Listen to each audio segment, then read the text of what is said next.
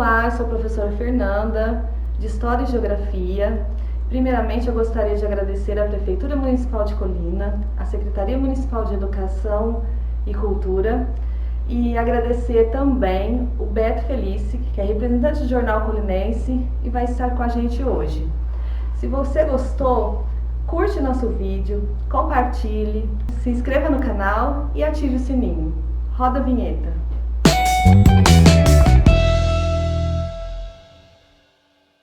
Nossa entrevista de hoje é com José Roberto Felice, o Beto Felice, nascido em 16 de nove de 1964.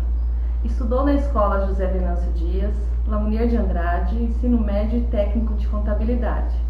Em 1990, formou-se em jornalismo na UNAERP, Universidade de Ribeirão Preto. Em 1989, ainda na faculdade, tornou-se sócio da empresa Bombig Felice, que reiniciou as atividades do jornal O Colinense, ao lado do saudoso professor Heitor Bombig Filho.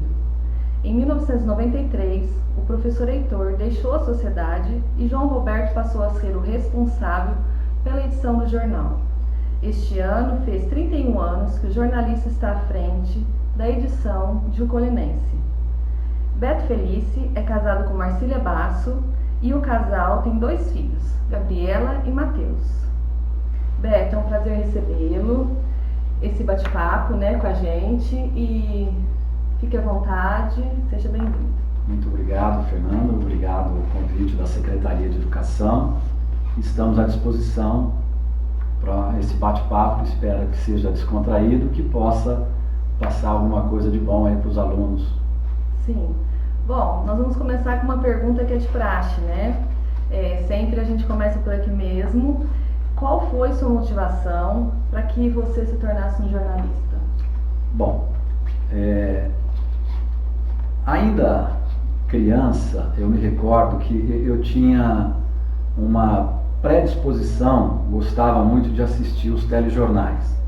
Na época, era TV e os telejornais aconteciam no máximo, acho que 2 vezes por dia na televisão. E eu sempre tinha essa disposição, essa vontade de assistir os jornais. Inclusive tinha até umas brigas, entre aspas, com meus irmãos. Meus irmãos queriam assistir filme e outras coisas, e eu insistia ali no jornal. E parece que a coisa foi puxando para esse lado.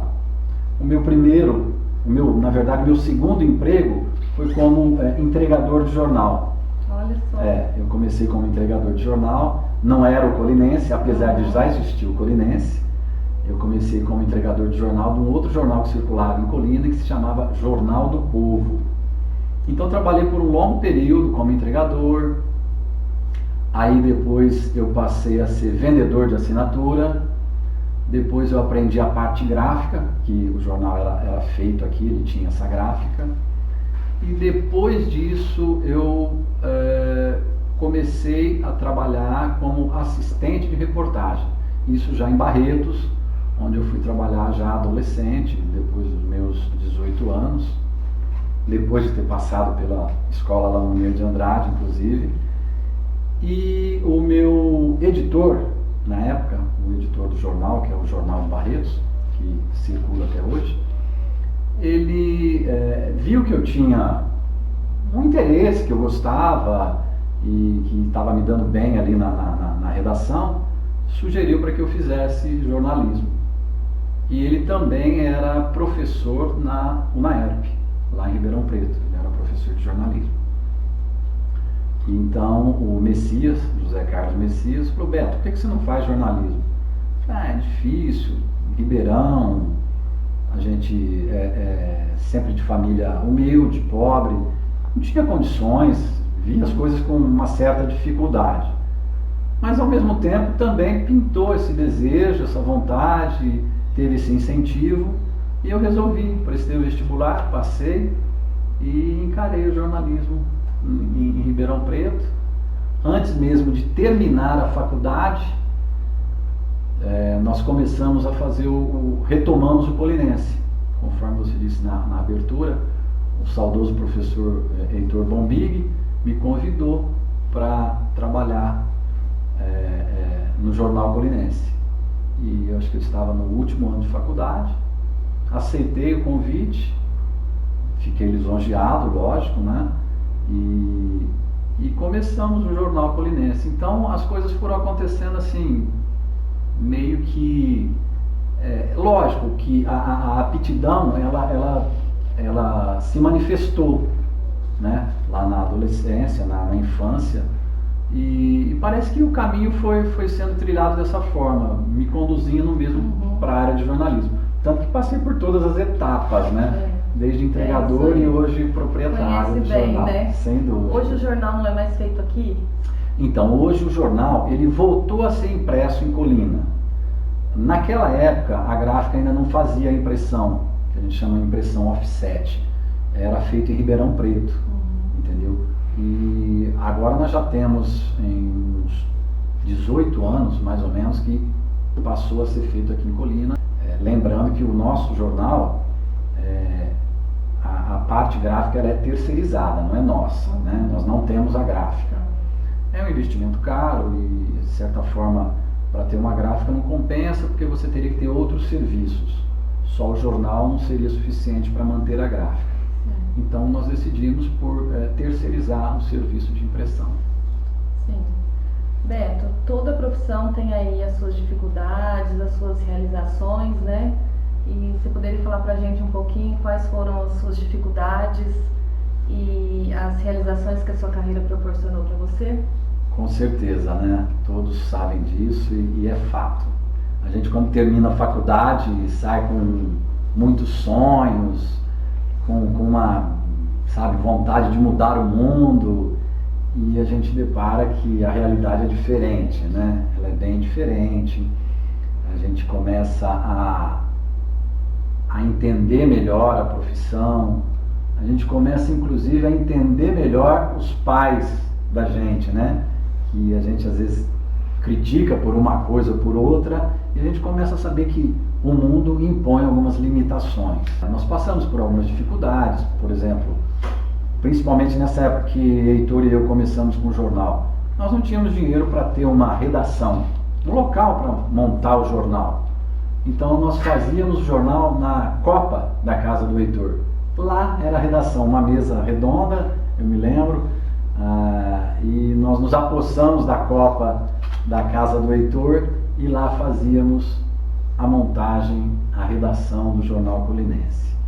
Até que as coisas foram melhorando, lógico, bastante trabalho, bastante empenho, e então nós conseguimos alugar um prédio. Foi ali onde funcionou o armazém do Nicolau. Alugamos um prédinho ali e começamos a pagar aluguel, foi a nossa primeira redação. Mas também não tínhamos o dinheiro para ter o telefone, então nós usávamos uma extensão do telefone da casa da loja do Nicolau, do armazém do Nicolau. Então quando tocava lá, eu me lembro que às vezes o Wilson, o seu Nicolau, a dona Mentarra, é pro jornal, então apertava, tocava lá pra gente e a gente atendia.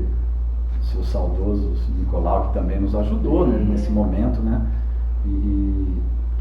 E fomos vencendo alguns desafios. O Heitor, uma pessoa, um professor bastante experiente, um conhecimento extremo. Eu digo que eu considero ele como um irmão mais velho, que me ensinou muita coisa. E passamos sim por algumas dificuldades. Na época, como você me perguntou, não tínhamos a gráfica aqui, e a gráfica era lá em Ribeirão Preto. Então nós montávamos o jornal aqui, e esse jornal tinha que ser levado até Ribeirão. Como hoje, para que os alunos possam entender, hoje é tudo mais prático, hoje é um meio digital, você digita, já está pronto, já vai para o computador, você dá um comando, está lá na gráfica. Antes não, nós tínhamos que datilografar, as máquinas de datilografia, tínhamos que datilografar todos os textos. Esses textos iam em folhas sulfites datilografadas para Ribeirão, e lá em Ribeirão a gráfica tinha que novamente reescrever isso já no computador, um sistema de computador para montar, imprimir, e aí sim o jornal voltava para Colina. No primeiro momento eu estudava em Ribeirão. Eu morei em Ribeirão 1 ano, quando eu fiz o meu primeiro ano de faculdade, depois eu voltei para Colina e eu viajava. Viajava todas as noites. A faculdade era noturna, né? Aqui eu trabalhava durante o dia e viajava à noite. Então, em algumas ocasiões, nós conseguimos com que o jornal ele fosse impresso na quarta-feira, até o período em que o ônibus retornava de Ribeirão. Então eu trazia o jornal no ônibus, parava ali no trevo com o jornal, eu deixava às vezes um carro lá estacionado e punha esse jornal no carro e vinha.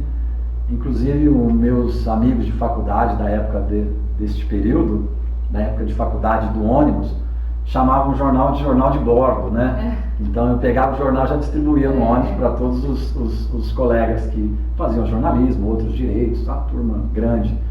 E antigamente tinha muita gente utilizando o transporte para fazer faculdade. Tinha uma notícia fresquinha, fresca, né? Eram os primeiros a pegar o jornal. Então, e nesse período, só para ilustrar, tínhamos essas dificuldades. A foto, por exemplo. Hoje a foto é digital, né? Nós estamos aqui trabalhando, fazendo um bate-papo, uma entrevista no meio digital, e a questão de segundos, essa entrevista pode estar disponibilizada nas mídias sociais. Antigamente não, né? Nós tínhamos que ir a campo fazer a reportagem, levar um fotógrafo junto. Ele utilizava da máquina convencional, né? Fazia as fotos. Essas fotos tinham que ser, filmes, né? Os negativos. Essas fotos tinham que ser reveladas, tá? Para a gente escolher a foto, e essa foto tinha que ser remetida para a gráfica. Lá na gráfica tinha um processo que transformava a foto num clichê, tá? O clichê é nada mais que uma peça pronta, é uma fotografia que é transformada numa placa que vai para a impressão. Então tudo isso tomava tempo, né? E não era esse dinamismo que é hoje, mas passamos por isso, né? E então superamos essa etapa e foi evoluindo. Hoje as máquinas estão lá no arquivo, elas fazem parte do passado, mas estão lá guardadinhas para essa etapa que nós passamos. Tudo tão fácil hoje, né? E acho que os meninos nem imaginam, né? Não, como com certeza. Isso era difícil, demorado, né? Era assim. Beto, referente ao progresso do nosso município, ao longo aí da história do jornal colinense, qual fato ou notícia ou algum acontecimento marcou sua trajetória profissional? São 31 anos trabalhando com o jornal, né? Desde que assumimos o Colinense, juntamente com o reitor, e antes tinha trabalhado já um período também lá em Barretos. No jornal colinense, eu diria que são inúmeros os fatos, sabe? São muitos mesmos. Algo que marcou, nós temos o episódio da transformação da cidade em comarca, né? Foi uma matéria que marcou a época.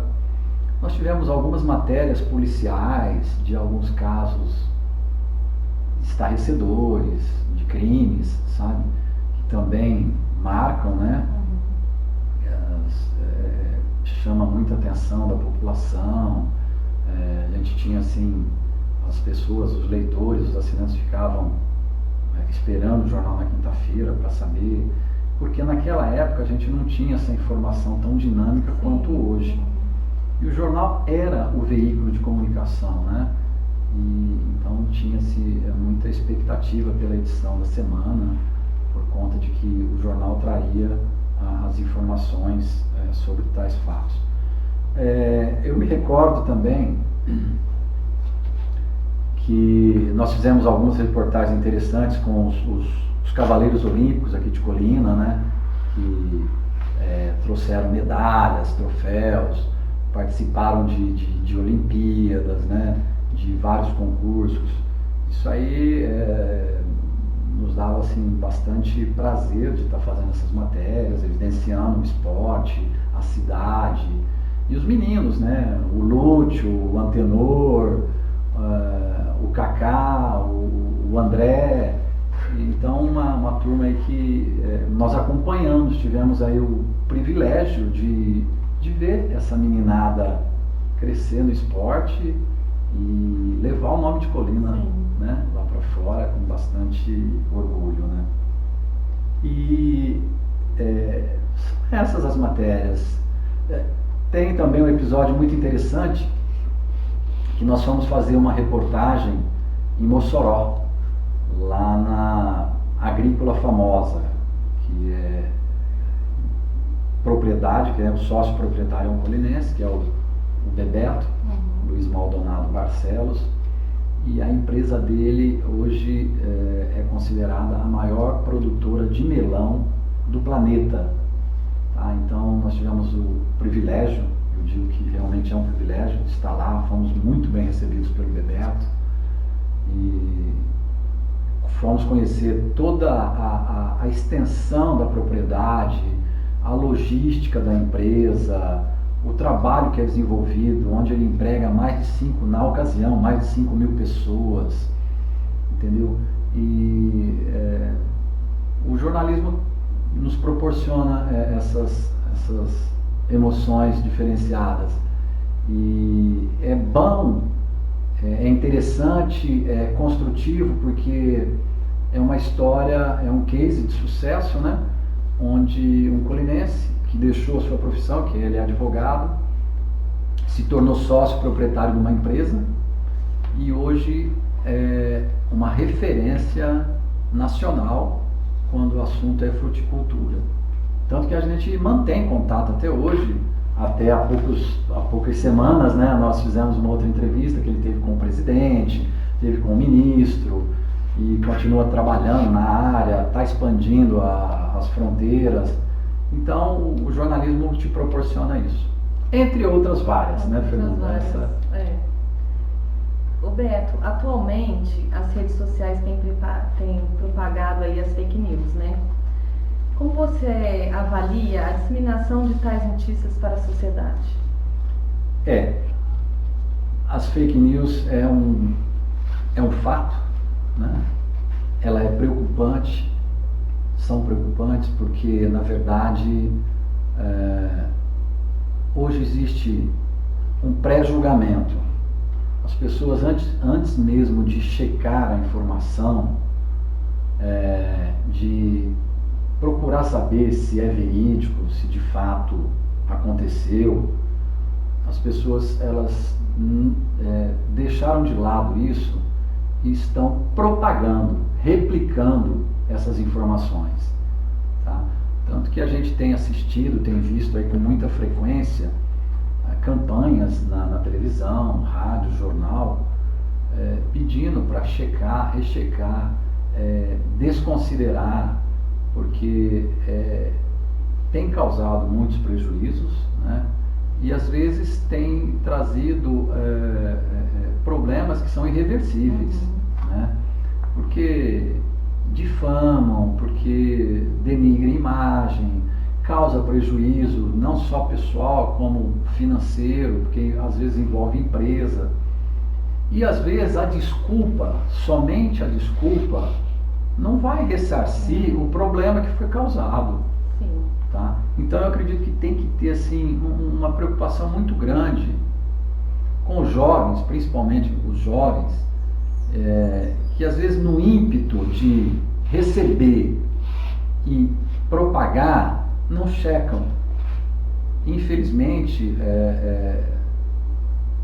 isso deve ser repensado, né? Deve ser repensado, porque quando você replica, para quem você passou, vai passar para mais um outro tanto de pessoas e a hora que você vê, tomou grandes proporções. Sim, é muito perigoso, né? É muito perigoso. Às vezes lidam com vidas, né? Sem dúvida, sem dúvida.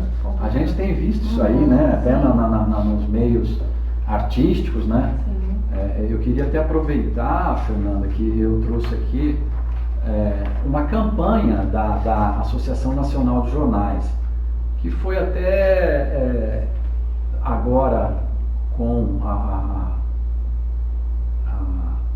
Covid, que eles começaram, nos passaram, como a gente faz parte, eles mandaram para a gente, nós andamos divulgando algumas vezes, que é justamente isso, ó, apurar, checar, rechecar, informar, combater a desinformação para combater o coronavírus. Então é mais ou menos isso, ó. Notícias falsas se espalham pelas redes sociais como um vírus, contaminando todos que acreditam nelas. Proteja-se, duvide do que circula pelas redes sociais. O jornalismo profissional é o melhor antídoto contra a desinformação. É mais ou menos isso, né? Então a gente tem que ter cuidados, tem que ter critérios, porque a coisa é séria, né? Não é As simples, pessoas né? têm muito o hábito de repassar rapidamente o que é ruim. E às vezes, né, fatos que acontecem, que são fatos bons, né, que todo mundo deveria comentar, as pessoas não têm muito esse hábito, né? Agora, deixa guardadinho, às vezes deleta, mas o que é ruim propaga. Infelizmente. Trabalhar mais isso, né? Principalmente os jovens aí, a gente está passando sempre coisas boas também, né? Lógico, sem dúvida. Com essa intensa globalização, a gente falou bastante do jornal, né? A dificuldade que você tinha antes, esse mundo todo conectado, em que as informações assim chegam tão rápidas, né? Na sua opinião, o jornal impresso, ele é afetado diretamente? Você acredita que ele pode ser extinto? Olha, Fernanda, a gente recebe com muita frequência notícias, informações de que muitos jornais estão deixando de circular. Tá? Isso bem próximo, bem perto da gente, Ribeirão Preto, Franca, Barretos. Então, muitos colegas, muitos proprietários deixaram de fazer o jornal impresso e estão apenas no jornal online, né? No meio digital. É uma tendência. Nós vamos resistir. Nós somos adeptos ao papel, a gente gosta, os nossos leitores adoram, o melhor feedback que a gente tem enquanto proprietário de jornal, né? Porque eu me formei jornalista e também sou proprietário, então eu toco uma empresa, a gente está estabelecido, paga imposto, tem as dificuldades no fechamento do mês, tem que, sabe, a folha salarial, os impostos. Então, a gente vê que as dificuldades existem e estão aí. E muitos dos empresários não estão suportando essa carga tributária. Nós vivemos esse dinamismo da mídia social por conta da publicidade. Isso interfere diretamente no jornal. Então, o jornal ele vai perdendo o seu patrocinador, que é o anunciante. E é notório que isso também tem acontecido conosco. Mas nós somos persistentes, nós vamos batalhar, vamos continuar, vamos, sabe, até onde pudermos. E a gente tem um carinho, assim, muito, mas muito grande para com os nossos leitores e assinantes. São pessoas tradicionais, pessoas, eu digo, às vezes de uma idade um pouco mais avançada, mas que são pessoas que têm no jornal uma referência, querem receber o jornal em casa, fazem questão de receber o jornal, e é isso que eu ia te falando. O nosso melhor feedback enquanto empresa é quando o nosso assinante liga na redação e fala ou para mim ou para a Paula, que lá a gente faz de tudo, né? Nós temos que cobrar o escanteio e ir para a área marcar o gol de cabeça. Então a gente atende telefone, leva o jornal para o assinante, e quando o assinante nos liga e fala: Paula, Beto, o meu jornal não chegou, o que aconteceu? Horas. A gente agradece quando isso acontece. Por quê? Porque isso aí é a melhor referência de que o assinante gosta do jornal, quer ter o jornal em casa. né? E às vezes a gente não tem a dimensão de que ou o nosso entregador falhou, ou às vezes o entregador deixou, bateu o vento, o jornal passou pelo portão, veio para a rua. E eu costumo dizer que o jornal bom, às vezes as pessoas levam embora, né? Então leva outro passe e pega, né? Então, a gente tem esse lado aí bastante afetivo com os nossos assinantes e a gente vai continuar. Vamos lá, vamos tocar o barco. Está interferindo? Está interferindo bastante, bastante mesmo, tá? Mas nós somos persistentes e vamos batalhar até onde nós pudermos. Nós vamos continuar trabalhando aí com o jornal impresso. Beto, é como um bom livro, né? A gente não troca para ler no computador. Pois gostoso, a pois essência está toda ali. Pois em abrir esse livro e ler e curtir. Né? Nós respeitamos os e-books da vida aí, né? Os escritores, né? As editoras, mas um bom livro, você pegar um livro, apalpar, pôr um marcador, pegar no dia seguinte.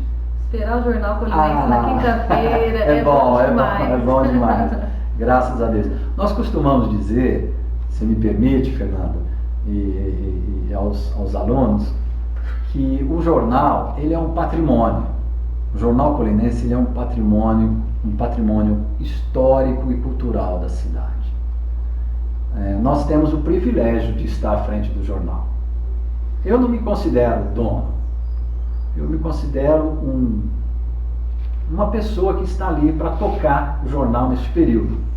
Como outros já tocaram, né? O jornal tem 102 anos, né? É importante a gente estar falando isso. Então, é um patrimônio histórico e cultural.